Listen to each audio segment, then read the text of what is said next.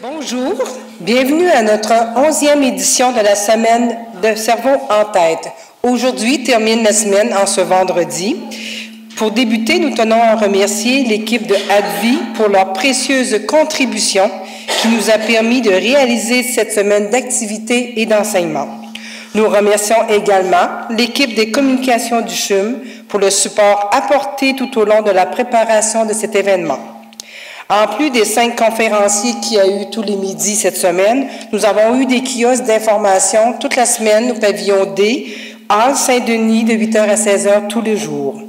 Le sujet du kiosque de ce jour est démystifier la sclérose latérale amyotrophique, la maladie de Lou Gehrig. La conférence de ce midi sera présentée par Mme Lynn Baudet en collaboration avec Marianne Thériault et Roxana Rivero. La formation de Mme Baudet est un doctorat en sciences infirmières de l'Université de Montréal, conseillère senior en soins spécialisés et en recherche clinique du CHUM, chercheur régulier au CHUM, professeur associé à la Faculté des sciences infirmières de l'Université de Montréal, mentor à la Faculté de médecine des sciences de la santé de l'Université de Sherbrooke, et de plus, elle vient d'obtenir le prix Florence. Félicitations, Lynn.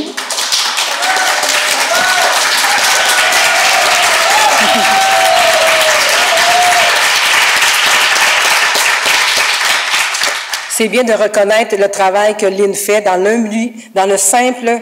Lynn est vraiment humble, fait que je pense que c'est bien de reconnaître le travail qu'elle fait. En étroite collaboration, elle travaille avec Marianne Thériault, qui détient une maîtrise en administration des services infirmiers de l'Université de Montréal. Elle est coordonnatrice du programme de transition en épilepsie et des projets réalisés en partenariat entre le CHUM Sainte-Justine. Roxana Rivero Molina détient un baccalauréat en sciences infirmières de l'Université de Montréal. Elle travaille comme infirmière clinicienne au CHUM. Bienvenue à vous trois. Alors, merci beaucoup, Nicole, pour cette belle introduction, ce bel accueil. Je suis contente aujourd'hui, avec mes collègues, d'avoir le privilège de vous présenter le fruit de nos travaux qui ont débuté il y a déjà presque un an. Et vous allez voir qu'on est passionné par ce que l'on fait. Et la particularité de la présentation d'aujourd'hui, c'est vraiment un projet qui est issu des besoins de la clinique, qui est supporté par la recherche et qui a été conceptualisé à partir d'un leadership à la fois infirmier et d'équipe interdisciplinaire, les médecins, etc. Donc, merci beaucoup d'être là. Alors, on n'a pas de conflit d'intérêt en lien avec la présentation d'aujourd'hui. Ce que l'on veut faire, cependant, c'est remercier les organismes subventionnaires qui nous permettent de poursuivre nos travaux, et plus particulièrement la Fondation Le Jardin de l'Arbre de Vie, qui soutient toute la programmation, le programme de transition. Cette fondation-là a été mise sur pied par M. Pierre Thibault et Mme Karine Provost à la mémoire de leur fille Marie-Laurie. Alors, au cours des 45 prochaines minutes, on va vous parler du programme de transition qu'on a développé, mais qui, c'est un long processus, un work in progress qui va s'étaler sur une période de plus de 5 ans, et on espère que ça va vivre et que ça va devenir pérenne. Vous allez voir qu'on a beaucoup d'idées. Mes collègues vont vous parler un peu plus moi je vais parler du volet recherche, mes collègues vont vous parler plus du volet opérationnalisation. Comment on fait vivre ça dans la pratique, puisque dans la salle, il y a aussi des cliniciens et des cliniciennes, mais il y a aussi des membres du public qui participent à Cerveau en tête, donc on veut essayer de rejoindre le plus grand, large auditoire. Bien sûr, on va vous parler des retombées qu'on espère atteindre, et puis vous aurez une période de questions à la fin.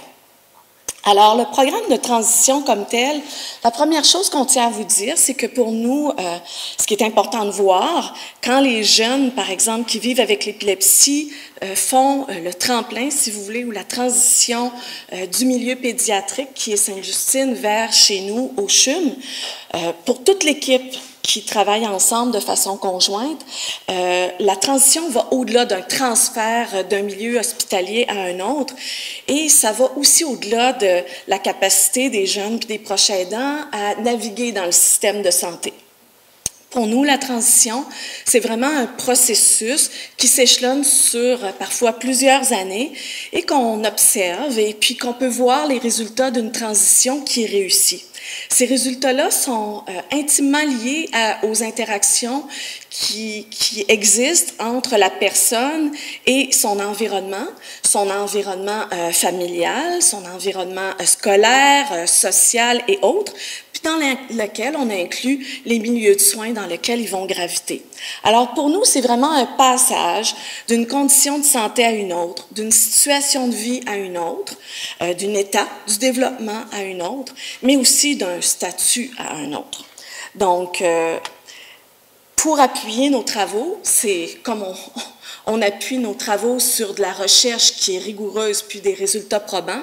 Notre programme de transition s'appuie sur une théorie qui a été développée dans les années 2000, mais cette théorie-là est issue d'à peu près 25 ans de travaux de recherche qui avaient précédé. Cette théorie-là a été conçue par un groupe d'infirmières américaines de la Californie, et puis elles ont étudié différentes transitions que les personnes, les individus peuvent vivre. Et puis, ce qui est important de retenir à l'intérieur de tout ça, c'est que les transitions, ça se passe d'une façon particulière, c'est déclenché par des événements. Et ce qu'on retient, c'est qu'il y a des conditions qui peuvent faciliter la réussite des transitions, mais il y a aussi des facteurs, des obstacles qui peuvent venir, je dirais, compliquer ce processus-là. Quand le jeune ou le proche aidant est en transition, ce qu'on espère voir à la fin, c'est des indicateurs de processus et de résultats. Et puis, comment on va faire pour soutenir tout ça? Bien sûr, les conditions facilitatrices sont là pour aider le jeune. C'est des conditions personnelles, sociales et communautaires qui peuvent venir soutenir ça. Mais nos interventions interdisciplinaires viennent aussi soutenir ce processus et ces résultats-là. Oups, excusez-moi, j'ai reculé. Alors, dans ce qui est particulier, dans les transitions en lien avec l'épilepsie, ce qu'on s'aperçoit quand on étudie la population de jeunes qui transitent, c'est que ces jeunes-là vivent plusieurs transitions de façon simultanée, qui touchent à la fois le fait qu'ils passent de l'adolescence vers l'âge du jeune adulte, mais aussi ils vivent des transitions qui sont liées à leur épilepsie, qui peut être transitoire, complexe, réfractaire, chronique, qui peut avoir un parcours bien particulier. Au niveau situationnel, ces jeunes-là font partie d'une vie. Certains d'entre eux peuvent avoir des échecs scolaires, d'autres peuvent vivre des déménagements, certains vont vivre des peines amoureuses. Donc, il y a toutes sortes de situations qui se passent dans leur vie.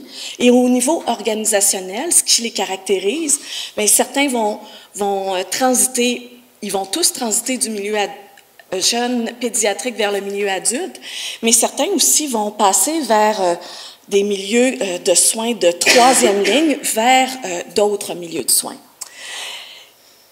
Quand les transitions s'enclenchent, il y a toutes sortes d'événements qui peuvent venir altérer la trajectoire de soins et de vie de ces jeunes-là. Et les jeunes vont s'engager de différentes façons, de par leur personnalité, mais aussi de par leur contexte familial et social. Mais qu'est-ce que nous aussi, on fait pour nourrir cette transition-là? Dans les écrits qui portent sur l'expérience de transition avec l'épilepsie, au niveau des conditions de la transition, on s'aperçoit qu'il y a plusieurs obstacles que rencontrent les jeunes. Il y a beaucoup de mythes encore qui persistent autour de la maladie. Les jeunes nous rapportent fréquemment des situations de stigmatisation dans leur groupe, scolaire ou autre. Ils se plaignent d'un manque de préparation et aussi, on s'aperçoit, les cliniciens et les chercheurs, qu'il y a un manque de connaissances à la base aussi pour bien effectuer ces transitions-là, mais aussi pour bien gérer les répercussions de l'épilepsie, les répercussions de la médication sur leur santé. Au niveau de la communauté, ce qu'on s'aperçoit, c'est que les gens, bien que certains d'entre eux vivent avec l'épilepsie depuis l'âge de 3-4 ans, les ressources, ils sont peu connues. Puis si elles sont connues, les gens ont de la difficulté à y faire appel. Et au niveau social, ce qu'on s'aperçoit, c'est que les politiques qui pourraient aider ou soutenir ces jeunes-là, et les proches aidants notamment, sont encore déficientes. Il y a beaucoup de choses qui sont à faire et comme équipe, c'est aussi de notre responsabilité d'être un peu des activistes à ce sujet-là et aussi comme chercheurs. Au niveau je dirais, du processus de transition puis des indicateurs de résultats, ce qu'on voit, c'est que les jeunes ont peu confiance en leur capacité et les stratégies de coping ou d'adaptation qu'ils utilisent sont très, très peu développées. Et au niveau des indicateurs de résultats dans leur transition, ce qu'on observe, c'est du décrochage, du chômage, de l'insatisfaction par rapport au processus d'accueil, parfois dans le milieu adulte, qui est un milieu choyé. Plusieurs vivent de l'isolement social, de l'anxiété, de la dépression. Et au niveau des interventions, ce qu'on s'aperçoit, c'est qu'il y a un manque de communication qui est standardisé à travers les différents milieux. Et les interventions aussi sont faites de façon tardive. Ils sont peu intégrés et souvent peu accessibles, notamment pour les gens qui vivent en région.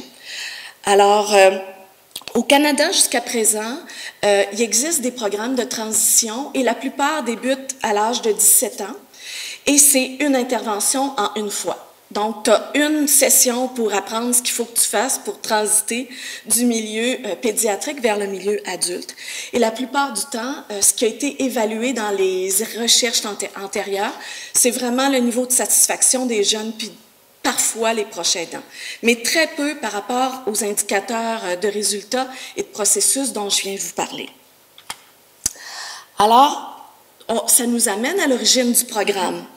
À partir de la revue des écrits qu'on avait faite pour examiner l'expérience de transition des jeunes, puis des recherches qui avaient été faites antérieurement, on a recherché, est-ce qu'il y avait des lignes directrices? Est-ce qu'il y avait des pratiques exemplaires pour nous guider sur les meilleures interventions à mettre en place auprès des jeunes épileptiques?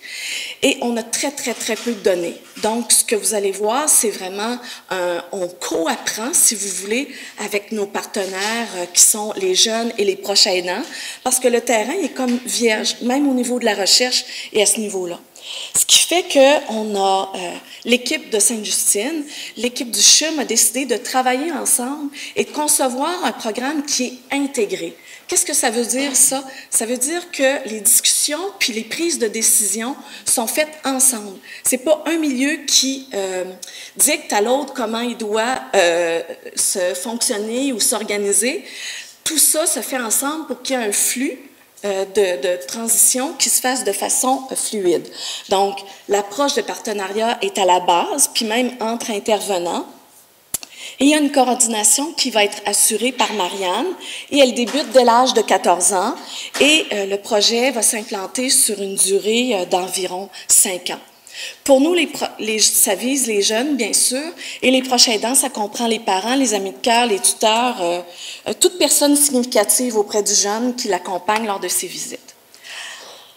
Alors, le but, c'est vraiment de concevoir, d'implanter puis d'évaluer notre programme de transition. Et comment on fait ça de façon concrète et précise au niveau de la recherche? C'est que nos interventions qu'on développe sont toujours basées non seulement sur des théories puis sur des stratégies particulières, mais c'est basé sur les besoins, les préoccupations et les préférences des gens que l'on dessert. Et c'est eux qui déterminent les objectifs et les résultats qu'on souhaite atteindre. Et à partir de ça, à partir de ce qu'ils nous disent, on choisit des méthodes puis des stratégies qui sont pratiques, mais qui sont aussi fondées sur des théories. Et ensuite, on organise l'intervention. Et tout à l'heure, on va vous parler d'intervention en présentiel, c'est-à-dire en face à face, mais aussi en ligne, à l'intérieur d'un environnement web qui est évolutif. Au fur et à mesure où on implante ces interventions-là, on est appelé à les raffiner. Et ça, on va le faire à chaque année. Il va y avoir une façon de procéder pour toujours être en amélioration continue. Et l'évaluation des interventions vont se faire sur une base non pas seulement de la satisfaction, mais on va regarder les connaissances, l'état de préparation des jeunes, l'autogestion et aussi comment ils naviguent dans le système de santé. Alors, au niveau de la méthode, je vous parle du premier projet qui est actuellement en cours, mais vous allez comprendre au fil des ans, il va y en avoir d'autres qui vont être implantés au niveau de la recherche. Le premier projet s'intitule le programme Épilepsie Passage, qu'on appelle le programme PEP, et c'est une intervention en présentiel où l'infirmière est en face à face avec le jeune. Le but de cette étude-là, c'est vraiment de concevoir, d'implanter et d'évaluer le programme avec les objectifs dont je viens de vous parler tout à l'heure. Donc, c'est vraiment un devis exploratoire qui est prospectif sur 5 ans, où les jeunes vont être évalués avant le programme d'épilepsie, le programme de transition en épilepsie et après. Et c'est vraiment pour valider l'acceptabilité du programme et comprendre comment le changement et comment les objectifs s'atteignent dans un but de, par la suite, de donner lieu à d'autres types d'études. Donc, on est vraiment dans les premiers balbutiements. La cible, ce sont les jeunes de 14 à 19 ans.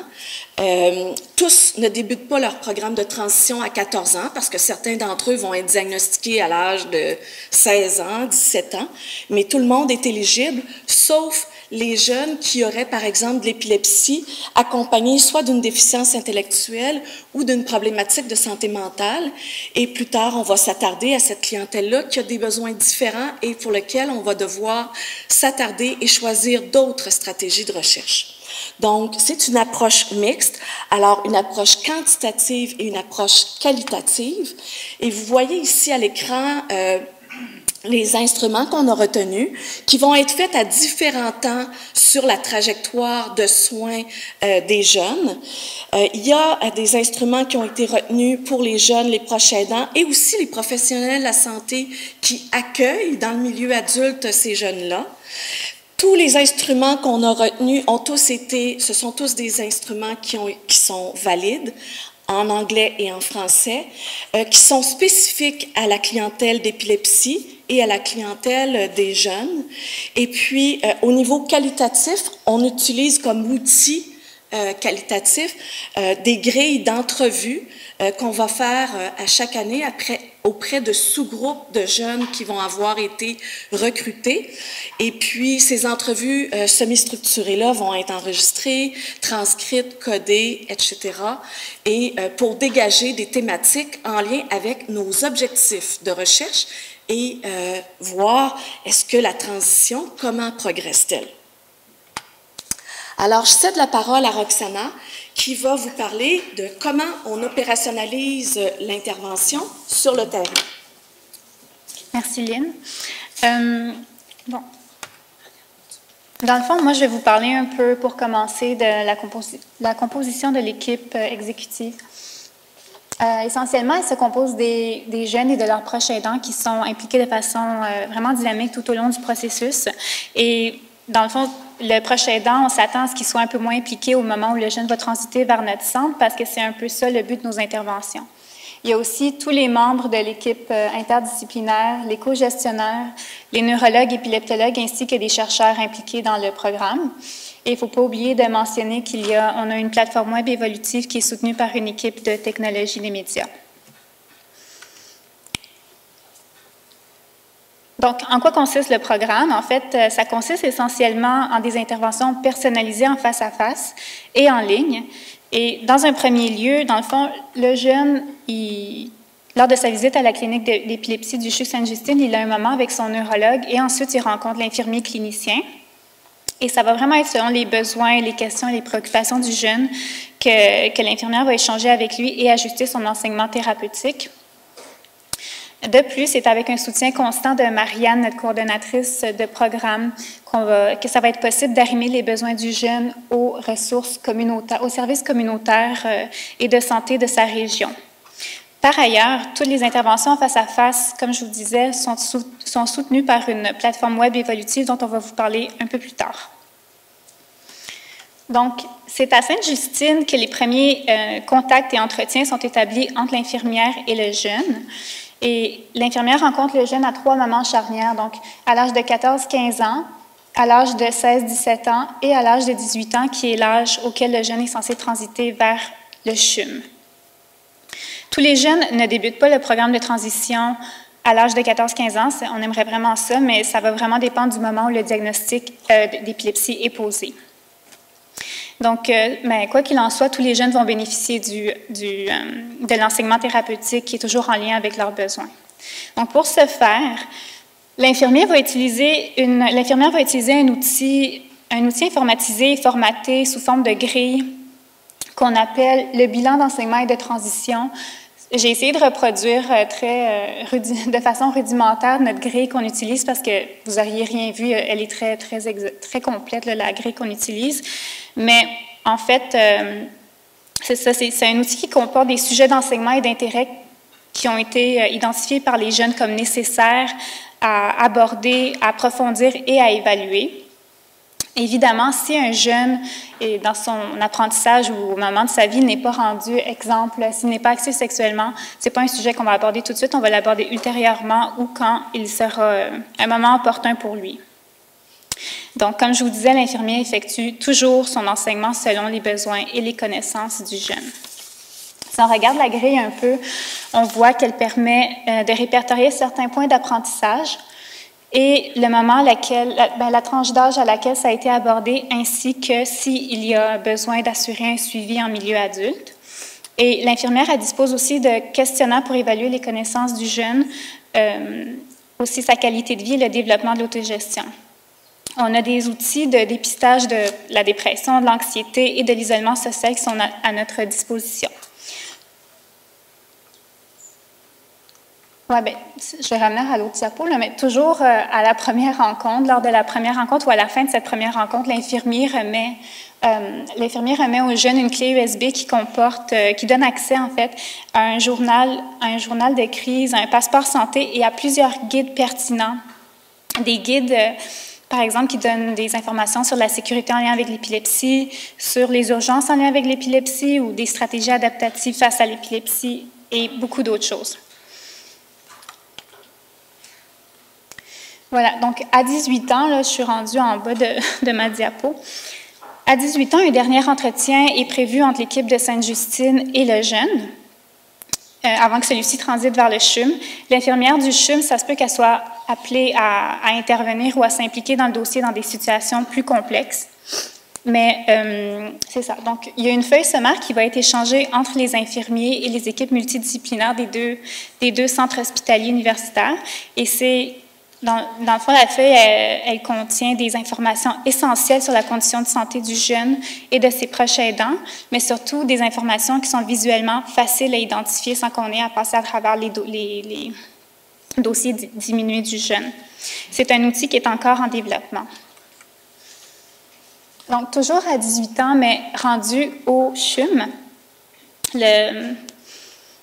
c'est ça, toujours à 18 ans, mais rendu au CHUM, le jeune a un premier entretien avec son neurologue et tout de suite après avec l'infirmière. L'infirmière du CHUM, elle va poursuivre son enseignement thérapeutique avec des outils cliniques et elle va pouvoir voir où en est rendu le jeune dans son apprentissage et son autogestion de l'épilepsie. Lors de cette rencontre, elle va pouvoir parler du fonctionnement de la clinique, des services qu'on offre. Elle va lui parler des membres de l'équipe qui va s'occuper de lui, ainsi que lui expliquer les situations dans lesquelles ça va être pertinent de la contacter et évidemment remettre ses coordonnées. De façon parallèle, notre coordonnatrice de programme, Marianne, va s'assurer que les documents qui ont été débutés à Sainte-Justine, comme le passeport santé et d'autres questionnaires, soient remplis et disponibles afin qu'on assure le suivi avec des ressources externes aux besoins. À l'âge de 19 ans, un dernier entretien est prévu. Donc, lors de cet entretien, comme à tous les autres, en fait, on permet de revoir les acquis et l'évolution du jeune dans son autogestion des répercussions de l'épilepsie. Et puis, si le jeune a besoin d'une rencontre supplémentaire ou de soutien supplémentaire, c'est un service ou c'est un suivi qu'on va lui offrir. Et puis, pour les jeunes qui acceptent de faire partie du projet de recherche, parce que ce n'est pas tous les jeunes qui acceptent, mais pour ceux qui acceptent de faire partie du projet de recherche, programme épilepsie passage qu'on appelle PEP, ils vont avoir à remplir plusieurs questionnaires tout au long des rencontres entre l'infirmière et la coordonnatrice du programme. Et c'est grâce à ces questionnaires-là qu'on va être capable d'examiner l'impact du programme du programme d'enseignement et d'accompagnement que ça a eu sur le jeune et sur son autogestion de l'épilepsie. Donc, je laisse la parole à Marianne qui va... Oui, c'est vrai, j'avais fait une mini... Merci, Marianne. J'avais fait un mini résumé, dans le fond, de tout ce que je viens de dire, des moments charnières dans lesquels le jeune est rencontré, ce qu'on fait, en gros, avec lui à ces moments-là, et puis une flèche qui traverse dans le temps que je redis, dans le fond, que toutes nos interventions en face-à-face sont soutenues par une plateforme web évolutive.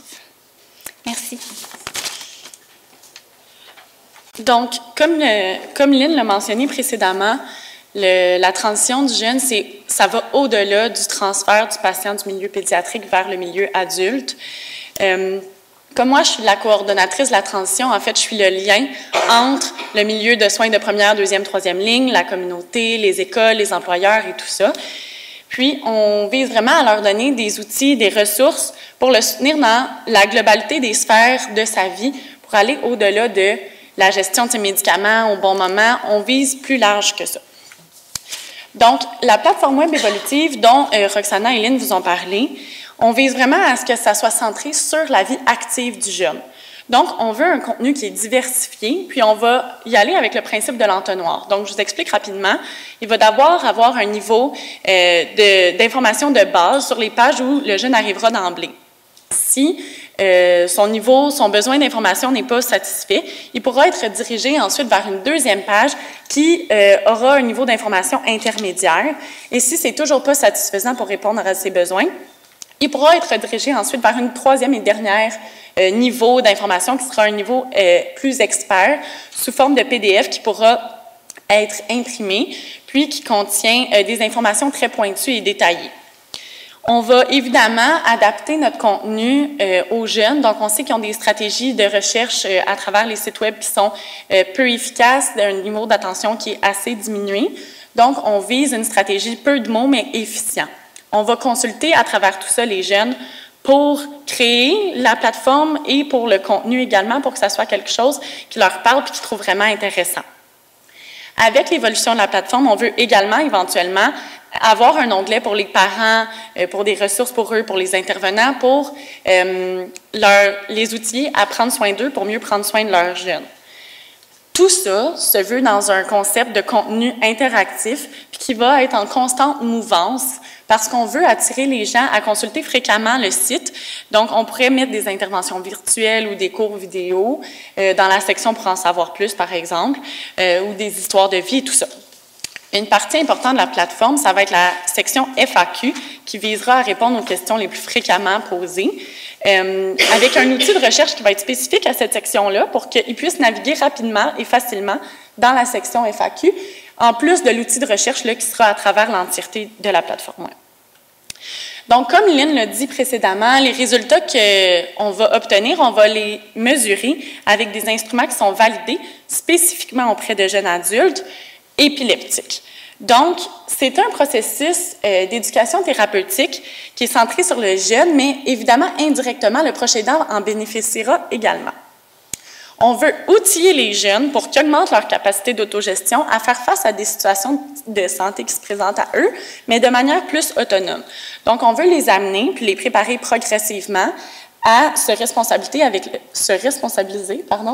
passage à l'âge adulte pour que moi, quand je fais la liaison avec la communauté, ça soit pour des situations qui sont très spécifiques à leur cas, parce qu'ils ont déjà reçu l'enseignement de base avec les infirmiers de Sainte-Justine et du CHUM. Donc, moi, je vais leur donner des ressources pour qu'éventuellement, ils soient capables de faire par eux-mêmes. On vise également à standardiser l'information, l'échange d'informations entre les différents acteurs dans le réseau de la santé pour assurer une meilleure continuité de soins, une meilleure qualité et sécurité des soins, puis simplifier l'ensemble du processus de la transition. Là, on dit tout ça, mais comment on implante ça dans le milieu? Comme on a mentionné précédemment, comme c'est un projet qui est vraiment conjoint entre le milieu pédiatrique puis le milieu adulte, ça facilite beaucoup la collaboration entre les deux équipes. Donc, on se concentre présentement sur le programme Épilepsie Passage, comme on vous a mentionné. L'an prochain, on va se pencher également sur les clientèles atteintes de déficience intellectuelle ou de quelconque problématique de santé mentale. Évidemment, il y aura des bases communes entre les deux programmes de transition. Par contre, il y aura mis à part ces éléments-là qu'on pourra transférer d'un programme à l'autre, il y aura des particularités sur lesquelles on devra se pencher qui sont spécifiques à cette clientèle-là. Et à travers tout ça, en continuum, il y a des thématiques particulières sur lesquelles on doit réfléchir, comme changer le milieu de vie vers un appartement, adapter l'environnement de vie, les voyages et tout ça. Puis, il y a éventuellement d'autres transitions qui peuvent vivre plus tard dans leur vie, comme devenir parent avec l'épilepsie ou recevoir le diagnostic d'épilepsie à l'âge adulte ou en tant que personne âgée secondaire à des maladies neurologiques, par exemple. Donc, ce qu'on vise, c'est offrir des services qui sont accessibles et diversifiés à l'ensemble des régions du Québec, en commençant bien évidemment par la nôtre. On veut offrir de la formation continue auprès de nos jeunes, à notre clientèle, mais éventuellement aussi aux intervenants qui œuvrent dans le champ d'exercice de l'épilepsie auprès de jeunes adultes. On veut briser l'isolement social puis promouvoir leur qualité de vie, diminuer la stigmatisation parce que les études montrent qu'il y a environ 50% des jeunes qui vivent avec l'épilepsie qui, à un moment ou à un autre, vivront de l'anxiété ou de la dépression. Donc, on veut offrir un soutien psychosocial aux jeunes qui transitent. Puis, à un niveau plus macro, on vise la transférabilité de nos résultats à d'autres clientèles parce que, comme on l'a dit précédemment, dans les écrits actuellement, on constate de grandes lacunes face à la transition, peu importe la clientèle. Donc, ce qu'on veut que vous reteniez de notre présentation d'aujourd'hui, c'est comme je viens de le dire, c'est de savoir que notre programme se base sur des lacunes qui sont observées présentement, qui sont mentionnées dans les lignes directrices à travers l'ensemble du Canada. On vise à outiller de manière concrète nos jeunes pour qu'ils puissent rêver puis travailler vers l'atteinte de leur but, avoir une vie active. Donc, on veut augmenter leur autogestion, on veut diminuer la stigmatisation, faire tout ça dans un espèce de climat positif, les soutenir, puis niveau infirmier, on parle vraiment beaucoup d'empowerment auprès de cette clientèle-là à travers la globalité des sphères de leur vie. Ce qu'il faut vraiment retenir, par exemple, c'est que nous aussi, on est en apprentissage parce que c'est un projet qui est itératif, qui est novateur, qui est évolutif.